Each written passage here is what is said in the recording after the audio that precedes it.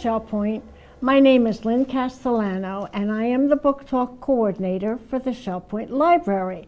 And I am here today with an amazing woman. Her name is Charlotte Barry. As she was born and raised in Ashtabula, Ohio, she spent a good part of her childhood riding horses, if you can imagine that. She graduated from high school and went on to nursing school. And that was just the beginning, because what this woman has done, you could hardly believe. She's my kind of a woman, that's for sure. She graduated in '65 as an RN. She went back to school to get her bachelor's degree, which is wonderful, and then went on to get not one, not two, but 3 master's degrees. She's just so impressive. And she wanted to become, and ultimately became, a nurse practitioner.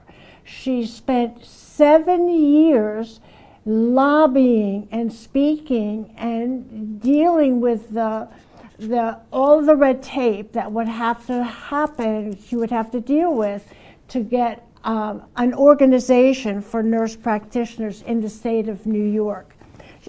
Just the work that she had to do this is just amazing. And of course, her marriage. She did have 2 children, which I forgot to mention. But in any event, she went on and she formed a partnership with a Dr.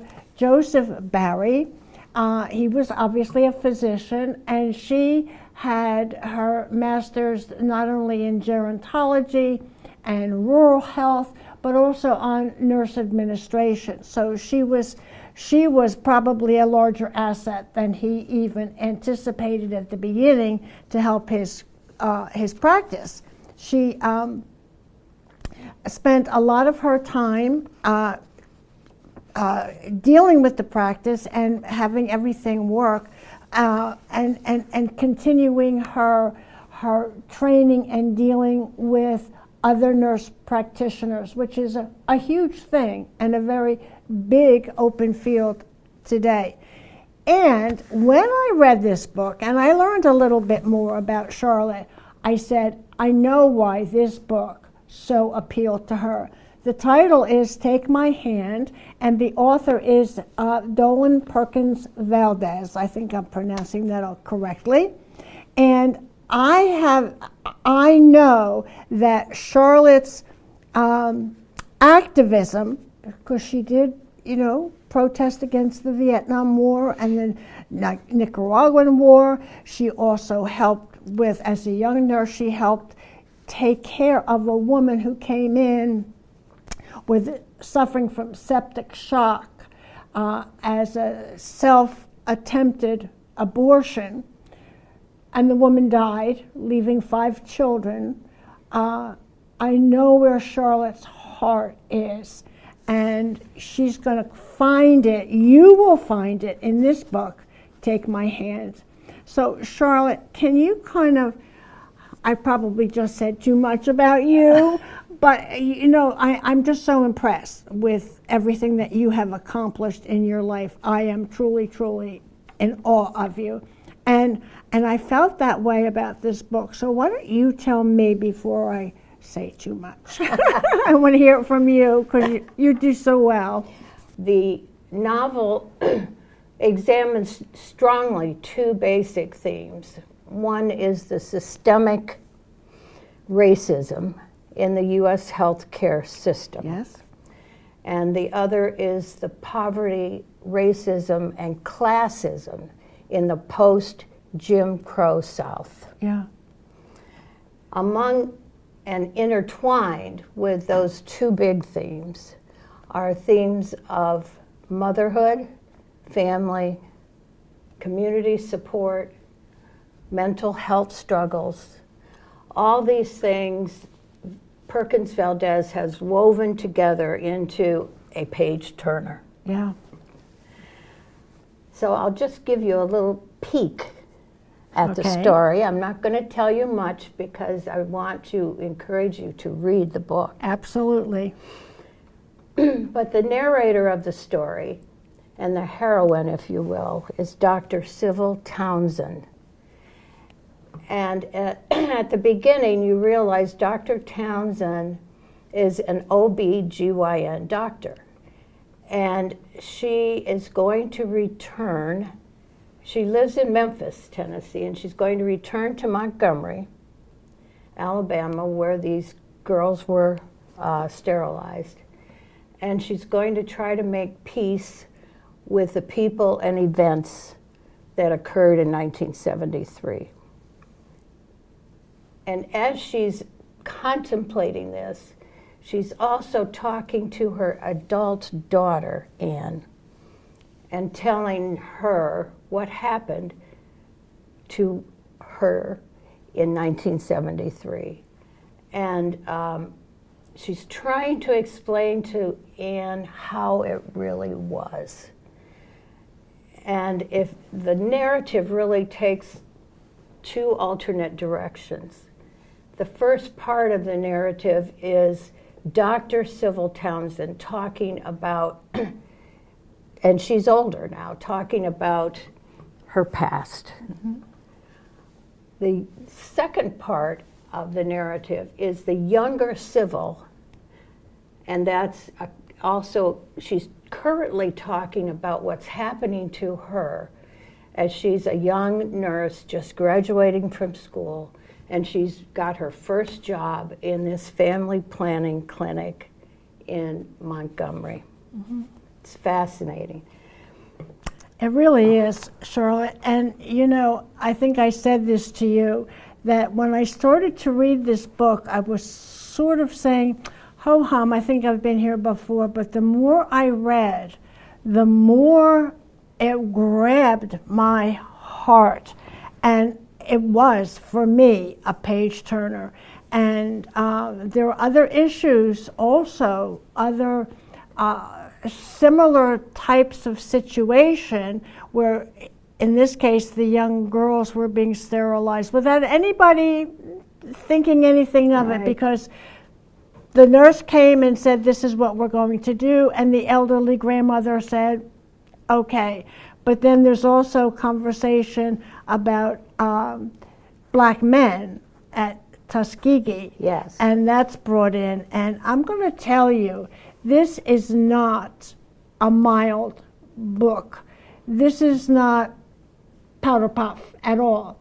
This is a strong, well-written book, and I think that everybody needs to come and hear Charlotte talk about it. And if you haven't read it, you are really going to want to read it. Charlotte will be giving the book talk on February 24th, which is a Tuesday, in the Grand Cypress Room. And as always, the book talks start at 2:15. We're back to having cookies. If you'd like to come and share a cookie with us, we'd love to have you there. So please put it on your calendar.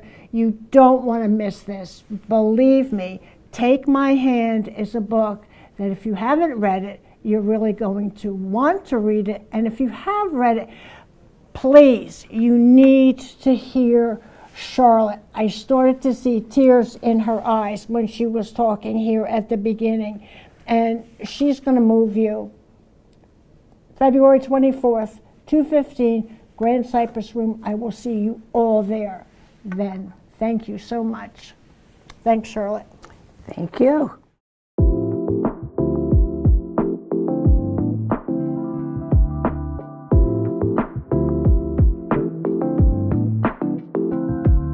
All right, we're here Here for we the are. second part, and we're here with Richard Metzger again. Richard designed this with his team, and I can't wait. This is a 3-bedroom executive model here at Shell Point, around 2,500 square feet. It's So, large. I tell you what, if you have a problem getting rid of things, or you got to make sure you have a large closet, Right. this is the apartment for you. Definitely. So right when you walk in, I automatically feel calm. Great. It's very beautiful colors. I love this. You said that you designed this as, what was it called? Organic coastal. Okay. So, like I said, there's all different kinds of coastal. This is what we call organic coastal. It's a little bit updated. It's still neutral. And a lot of people think neutrals are boring. They are not boring.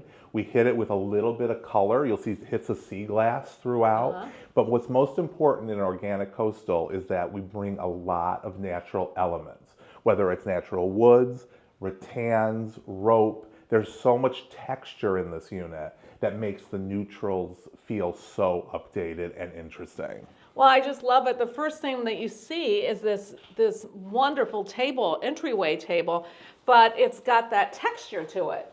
Right. And it's beautiful, but then you incorporated some color. Correct. As well. Right. I love little hits off the neutral of this sort of sea glass color. Again, talking about coastal, sea glass. And then it all doesn't have to be matchy-matchy. Right, So right. we're bringing all sorts of tones of neutrals, from a little bit of coppers and dusty golds, like I said, the sea glass, and then of course wood and natural is the foundation, even when it's the littlest little detail like this wood chain. Oh, yeah. Yeah. And then in here, this room, sometimes people will use this as an office, as a place where they maybe will play music, things like that. But the majority of people use this as a place where they eat. Correct. Either a breakfast area or just a place for just casual get-together. What right. I loved about this is, again, when you're talking about the textures and the differences, I mean, this is amazing. Exactly. And then how it all pulls together, like you said, with the sea glass and everything. I love this. One of the things is this has a few design tricks in this room. We use a glass top table, which keeps this room feeling light and airy, as opposed to a heavy wood table that would sort of Okay. weigh down the room. That makes sense. And then the chairs, we went for a generous, comfortable chair that almost feels like a lounge chair, even more so than a dining room chair. So you can pull up your laptop and sit here, for hours, or have just your coffee in the morning. Sure. So, but again, it's all about layering. I think it's so important to see all the elements, the different shades of blues that accent here. Even the placemats where they're rope and they're woven, it has sort of a hand touch to it. Something very easy, Yes. just to give it that extra touch. Right. So coming in here, we're in the kitchen now. And again, with this kitchen, this is a wonderful sized kitchen for people to be able to still cook if they want to. Correct. Or for parties, because I love how they did the countertop all one One level, right. And then I see that you incorporate a little bit of sea glass. Yes, correct. So tell me what you did here with the tile. So again, it's a beautiful quartz countertop, but we wanted to give this a little bit of a pow and a little accent. So we use sea glass tiles in the back. It's barely their color, but it gives you so And I much like the interest. little texture. Has a little texture, right? Yeah, yeah. And then again, layering your kitchen, you can put decorative elements. It does not have to just be a toaster, so, Sure. we brought all those hand woven elements, the wood, I love cutting boards. So for a great charcuterie night, so really bringing that all together. And I have a design trick, a chandelier. So instead of a traditional fan in the kitchen, we do a beautiful chandelier that has a fan built into it. Oh, I love that. Yeah, isn't that cool? Yeah, and then again, too, is because usually what comes with it is a white fan. Right. Which is fine. Correct. But by just adding this little touch, it's bringing some warmth in. Correct. And it talks to the natural elements that yeah. we've been talking about. Yeah. And I think it's a conversation piece. So. Oh, yeah. And I can still feel the air. Correct. Very nice. So we're going to come through here with the 3-bedroom executive on this floor. This is on the first floor. So by being on the first floor, it does have a knee wall where the ones on the higher floors have the glass floor to ceiling. But what's nice about having the knee wall is some people have a kitty cat that likes to walk across and likes to enjoy the sun. But it still gives you a beautiful feel with the trees and everything. Correct. So this also, the lanai has been enclosed. So it's all glassed in, so it makes it larger. Right. We still wanted separation. So Right. tell me how you separated this to still feel open and everything. So obviously that's one of the big challenges today with sort of open floor plans is how do we create zones that you Right. can live in, not just one big space. So what's great about this enclosed lanai idea is that I can bring you a little seating area. It can be just a reading nook, a conversation area. So it's not all shoved into one area. Right, So right. again, because this is a sort of a modern take on coastal, we did a lot of curved furniture. Everything has that soft edges, and it doesn't feel hard. So that Right. also is giving you, you don't even realize that's giving you that sort of soothing moment. Right, right. But so we created this area, which, you could have a TV here, etc. Great wraparound look. 2 sofas that sort of wrap around, give you that softened area. If you had a TV here, it's fantastic. Or you can just sit around and have great conversations. So then we went wow on a dining room area with this large table that could seat definitely up to 10 people. It has extensions, which is a cool idea because every day you can make this smaller if you wanted and expand it for Thanksgiving dinner. So. Right. And I love the light here Right. too. Yeah, again, the light, people underestimate the importance of lighting and what a chandelier and lighting does for a room. So Oh, this yeah. really just goes wow again in Oh, here. definitely. Now, another thing that I've noticed is something that it did cause a little bit of a marriage problem with me was wallpaper. Uh-huh. And I said, I am never doing wallpaper again. But guess what? It's back. And so, but I love it. Correct. And they say it's much easier now to have wallpaper than it was when we were doing wallpaper. Right. And this is nice because it's soft, but it still gives you Right. a nice feel. So we've done a lot of wallpaper in this unit. Wallpaper is definitely back. It gives you so much wow and texture for the space. It's not a crazy color. Again, it's No. a neutral, but it's just giving you some dimension and definitely setting this coastal mood. Oh, yeah. Super easy to care for. It's a vinyl paper, so you don't have to worry about it. You're going to see we did it in the bathrooms too. We just love wallpaper right now, and please don't get into any marital problems over it. So it really is a wow. So, Oh, yeah. Well, I don't have to worry about it. I told them if I ever do wallpaper again, we'll make sure someone else takes it off. There's always therapy involved That's in, right. in That's decorating. right. That's so. right. Now, the other thing that I notice here is this entranceway. You can come in through the kitchen, but then you can also come in through this walkway through here. I love what you did there. I think this is great. Tell me about it. Again, it's almost like directly off the beach. It's like beach twigs, beach wood that's been put together sort of into art. And it's just a great way to frame this long hallway because it's very blah, and this just gave a lot of wow right there. Let's say in your own unit, maybe this is a family wall of pictures, or it could be anything. Sure, But I think sure. it's important to dress it, and make it mean Not just something. leave it plain. Not leave it plain, Yeah. correct. So. Very nice. And then too is again, you did the sea glass colors and you brought it in, which I think is nice as well. Right. So again, like I keep saying, neutrals don't have to be boring. So Right. just adding these little touches of the sea glass color just pops the whole room. And of course, we put literal sea glass right here. So That's right. No. So if we go here, we're going to go to the bedroom. The big bedroom. And with the big bedroom, if someone tells me that they need a lot of closets or that this is not enough closets, I think they need to get rid of some Oh yes, things. then we need an editing process. That's right. Yeah. That's right. So in here, I've always said we always do a king size bed so that people know that it can fit.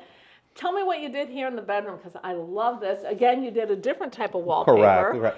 This wall we accented with a really subtle wallpaper. Again, it's coastal in feeling. It's sort of the whole seashells and sea life. Again, it's neutral, but we popped the bed with the sea glass color again. It just looks like your dreamy hotel suite. Oh yeah, and I love these lamps. Right. Again, bringing in those natural elements to hand-woven rattan and And texture, likewise. texture. I can't say it enough. If you're going to do neutrals, look at the art, the vases, and even the dresser. Everything has a level of texture, so it makes it go from bleh to really exciting.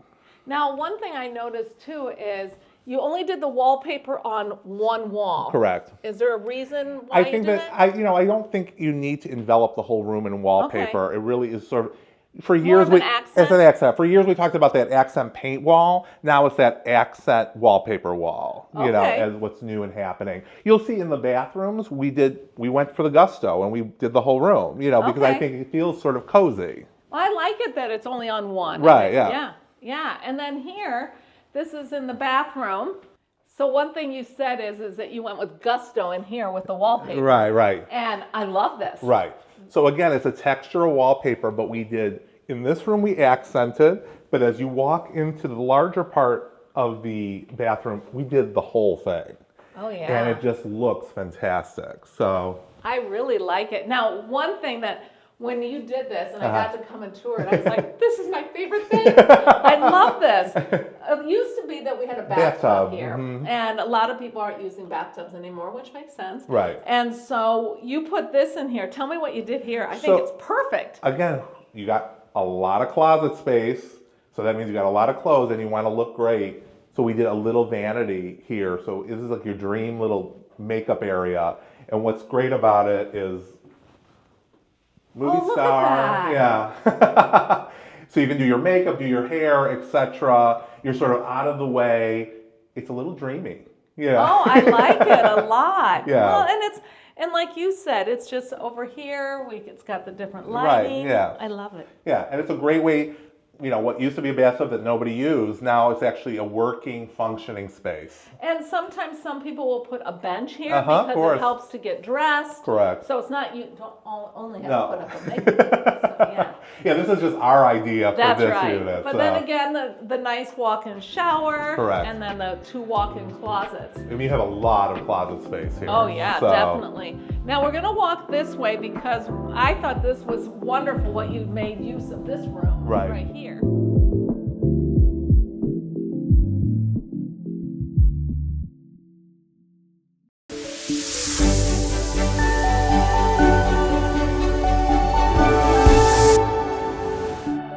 Hello there, Shell Point. John High, your Director of Resident Life, here today with my good friend, the one and only Mr. Dick Brown. Good to have you here, Dick. Good to spend some time together. It's been great to be here, I tell you that. Yeah. So we're talking about the Tribby at 5 celebration coming up on Tuesday, March 3rd. Can you believe it's been 5 years since we've opened the Tribby? No, and we opened it in the middle of COVID too. Right? It was quite the time. Well, I remember giving the opening lecture there. That's right. And, I think it's 5 years ago that very day. Yeah. And the audience was only half filled because of The limitations. COVID spacing. Yeah. So I'm looking forward to a full house this time when we have a repeat of Bach, Broadway, and the Art of Escher. Very good. Well, before we get to that, tell, what you know, for 5 years, when you've been to a lot of the concerts, you've been to a lot of different activities at the Tribby. What do you think about the Tribby and how it's impacted Shell Point and our residents? Well, for many, many folks, they live there. Yeah, right. I've talked to people who never took up work with glass Yeah. or with photography or painting, Yeah. and it's now become a consuming passion for them. Yeah, the galleries. I mean, goodness, all the art shows oh. we have. You know, every What so many months. Marge Lee has done with Yeah. the gallery, it's incredible. Fun. Well, once again, thank you to you and all of the other residents who made significant donations for us to even have the Tribby. And I know people are even continuing to this day giving money, you know, to the Tribby and all that's happening there. You know, I was at the piano concert a couple of weeks ago, and I just thought about the 14 families that had contributed to a piano that was then worth $300,000 and now probably $500,000. Right? A gorgeous, gorgeous piano, and it made the concert, along, of course, with some exceedingly great talent. Awesome. Good. All right, so let's talk a little about what you're going to do. So you're going to be our keynote speaker at our Tribute 5 celebration on Tuesday, March 3rd, 4 o'clock, and we're going to do this lecture again, right? It will be the lecture, but it will be trimmed a little bit. It'll be about 45 minutes. Okay. And the title is Bach, Broadway, and the Art of Escher, but there'll be much more than Bach. There'll be some Mozart. Yeah. There'll be even the Beach Boys. What? Okay. And lots of Broadway. My very favorite is the opening number for Guys and Dolls. It's a fugue, just like one of Bach's fugues, only it's a fugue for 3 lovable gamblers who are betting on the horses. I bet you this. Here's the opening line. See what you can do. You're probably too young. The opening line is, I got the horse right here. And his name is Paul Revere. And then there's another fellow voting on Valentine because there's a guy on the morning line that says he's a favorite, 5-9. 5-9, and okay. somebody else at Epitaph who says the horse is going to win it by a half. And the whole fugue goes on and on, just like a Bach fugue. Okay. And so my goal here is to show patterns of symmetry in music and in the art of Escher. I'm looking forward to it. For example, I have this, this slide right here. And this is of the Greek mythical horse, Pegasus. Yep. Now, these horses fit together beautifully, just like a Bach fugue.